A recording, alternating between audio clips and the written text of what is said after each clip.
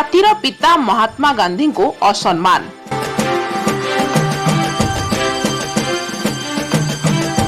ଏଭଳି ଏକ ସମ୍ବେଦନଶୀଳ ଘଟଣା ଘଟିଛି ଢେଙ୍କାନାଳ ସହରରେ, ଯାହାକୁ ନେଇ ଗାନ୍ଧୀ ପ୍ରେମୀ ତଥା ବୁଦ୍ଧିଜୀବୀ ମାନଙ୍କ ମଧ୍ୟରେ ତୀବ୍ର ଅସନ୍ତୋଷ ଦେଖାଦେଇଛି।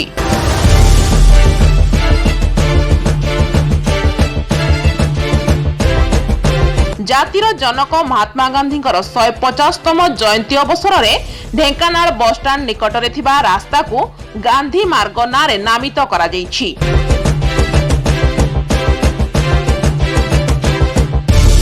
ଏହି ରାସ୍ତାର ଗୋଲେଇ ଛକରେ ରହିଛି ଏକ ଛୋଟ ଉଦ୍ୟାନ, ଯାହାର ନାଁ ମଧ୍ୟ ଗାନ୍ଧୀଙ୍କ ନାଁରେ ନାମିତ।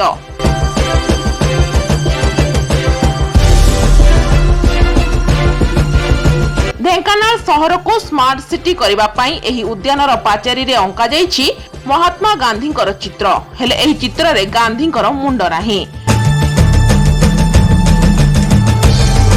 ମୁଣ୍ଡ ସ୍ଥାନରେ ରହିଛି ଏକ ଶୋ ଲାଇଟ୍, ଯାହାକୁ ନେଇ ଅସନ୍ତୋଷ ଦେଖାଦେଇଛି।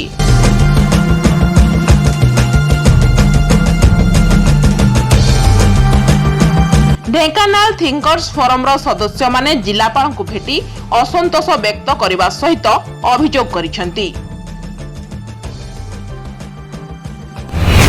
ଆମେ ସମସ୍ତ ଢେଙ୍କାନାଳ ଥିଙ୍କର୍ସ ଫୋରମର ସଦସ୍ୟମାନେ ଆମେ ଆଜି ଜିଲ୍ଲାପାଳଙ୍କ ନିକଟରେ ଗୋଟେ ତାଙ୍କ ଦୃଷ୍ଟିଗୋଚର ଗୋଟେ ଜିନିଷ କଲୁ। ଆପଣଙ୍କର ଯେଉଁ ବସଷ୍ଟାଣ୍ଡ ନିକଟରେ ଗାନ୍ଧୀ ପାର୍କ ଅଛି, ଆମର ମେମ୍ବରମାନଙ୍କର ଦୃଷ୍ଟିଗୋଚର ହେଲା ଯେ ସେଠି ମହାତ୍ମା ଗାନ୍ଧୀଙ୍କର ଗୋଟେ ପ୍ରତିଛବି ଅଙ୍କାଯାଇଛି ସେ ପ୍ରାଚୀରରେ, ଯେଉଁଠି ମହାତ୍ମା ଗାନ୍ଧୀଙ୍କର ମୁଣ୍ଡ ନାହିଁ ଏବଂ ସେଇ ଯେଉଁ ମୁଣ୍ଡ ଜାଗାରେ ଗୋଟେ ଲାଇଟ୍ ପୋଷ୍ଟ ଆସୁଛି, ଯେଉଁଟା ଆମ ସଦସ୍ୟମାନଙ୍କୁ ଗଭୀର ଦୁଃଖ ଦେଲା। ଢେଙ୍କାନାଳ ଜନମାନସରେ ଏଇଟା ଗୋଟେ ତୀବ୍ର ପ୍ରତିକ୍ରିୟା ସୃଷ୍ଟି କଲା।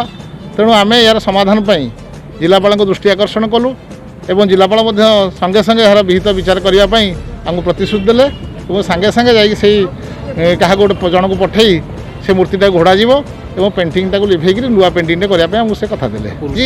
ଆଜି ହଠାତ୍ ଆମ ନଜରରେ ଆସିଲା, ୟା ପୂର୍ବରୁ ଆମ ନଜରରେ ଆସିନଥିଲା ଏବଂ ଆସିବାର ସାଙ୍ଗେ ସାଙ୍ଗେ ଆମେ ମାନେ ଡକାଡକି ହେଇକିରି ମେମ୍ବରମାନେ ଜିଲ୍ଲାପାଳଙ୍କ ଦୃଷ୍ଟି ଆକର୍ଷଣ କରିଛୁ। ଦେଖନ୍ତୁ ଏଠାରେ କିଭଳି ଭାବେ ଅଙ୍କା ଯାଇଛି ମହାତ୍ମା ଗାନ୍ଧୀଙ୍କର ଅନ୍ୟ ଏକ ଚିତ୍ର। ତଳକୁ ନଇଁଥିବା ଅବସ୍ଥାରେ ଗାନ୍ଧୀଙ୍କର ଏଭଳି ଚିତ୍ର କିପରି ବିକଳାଙ୍ଗ ଭଳି ଦେଖାଯାଉଛି।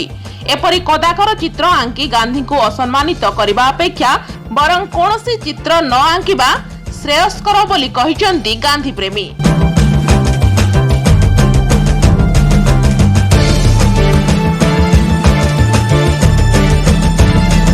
ରାସ୍ତାରେ ଯିବାବେଳେ ମୋତେ ଏଠି ଠିକ୍ ଲାଗିଲାନି। ଗୋଟେ ଚିତ୍ର ହେଇଛି ପାଖରେ, ଯଦିଓ ଗାନ୍ଧୀଙ୍କର ସମ୍ପୂର୍ଣ୍ଣ ଚିତ୍ରଟେ ଅଛି, କିନ୍ତୁ ସେଇ ଜାଗାରେ ପର୍ଟିକୁଲାର ଯିବା ବାଟରେ ଗାନ୍ଧୀ ପାର୍କ ଭିତରୁ ପ୍ରବେଶ ଦ୍ୱାରରେ ହିଁ ଆପଣଙ୍କର ଗାନ୍ଧୀଙ୍କର ଆମେ ଗୀତା ବହି ଧରିଛନ୍ତି ଚିତ୍ର ହେଉଛି, ଆମେ ବୁଝୁଛେ ଗାନ୍ଧୀ, କିନ୍ତୁ ମୁଣ୍ଡ ନାହିଁ। ସେଇ ଜାଗାରେ ଗୋଟେ ଇଲେକ୍ଟ୍ରିକ୍ ଲାଇଟ୍, ସେ ଡିଜାଇନ୍ ଲାଇଟ୍ର ପୋଷ୍ଟରେ ଅଛି। ସେଇଟା ନିହାତି ଭାବରେ ଗୋଟେ ମାନସିକ ଅସ୍ଥିରତା ଆଣିଲା ମୋତେ, ନାଇଁ ଏଇଟା ଗୋଟେ ଠିକ୍ ଜିନିଷ କେବେ ନୁହେଁ। ଆମେ ଯାହାକୁ ସମ୍ମାନ ଦେଉଛେ ତାର ମୁଣ୍ଡବିହୀନ ଛବି ଆମେ ଘରେ ତ ରଖିପାରିବାନି, ନିଜର କାହାର ହେଲେ ବି।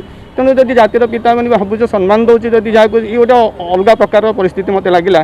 ତେଣୁ ମୁଁ ଏଇଟାକୁ ସାଙ୍ଗେ ସାଙ୍ଗେ ଆମର ଥିଙ୍କର୍ସ ଫୋରମ୍ ଭାଇକି ଜଣେଇଲି।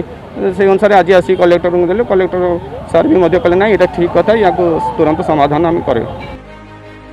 ଚିତ୍ର ଆଙ୍କିବାର ଅଭିଜ୍ଞତା ନଥାଇ ଏଭଳି ବିକୃତ ଚିତ୍ର ଆଙ୍କିଥିବା ଶିଳ୍ପୀଙ୍କୁ ଉଚିତ ଦଣ୍ଡବିଧାନ ପାଇଁ ସାଧାରଣରେ ଦାବି ହୋଇଛି।